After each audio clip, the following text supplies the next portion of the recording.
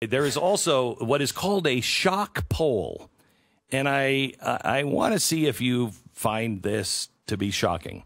50% of the U.S. voters think that it is at least somewhat likely that there will be a violent attempt to overthrow the United States government within the next 10 years.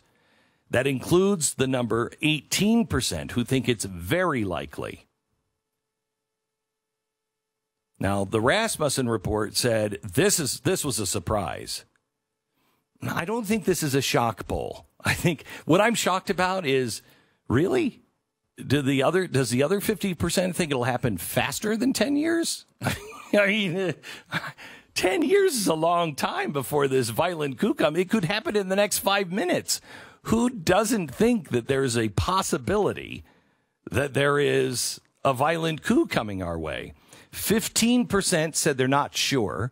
21% said not at all likely. Man, I want to live in your world. 21% said not very likely. 32% said somewhat likely. 18% very likely. I mean, we have that's pretty amazing. Group around the country that are threatening to do this all the time. I guess the question would be what level of seriousness would qualify as a real coup attempt on this poll? Like, what does it mean? I mean, because there's obviously crazy militia groups and, there's some armed Black Panther group that's attempting to, they're saying they're going to do things like this. That doesn't mean, does that count? I mean, because those things are going on all the time. I mean, you're talking about an actual, legitimate threat to the government? Yeah, an actual threat to the government.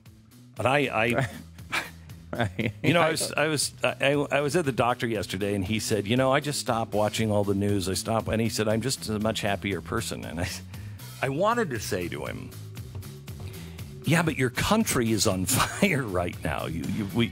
We all probably should pay attention right now. I understood it, a few years ago. Everybody's like, I can't watch anymore.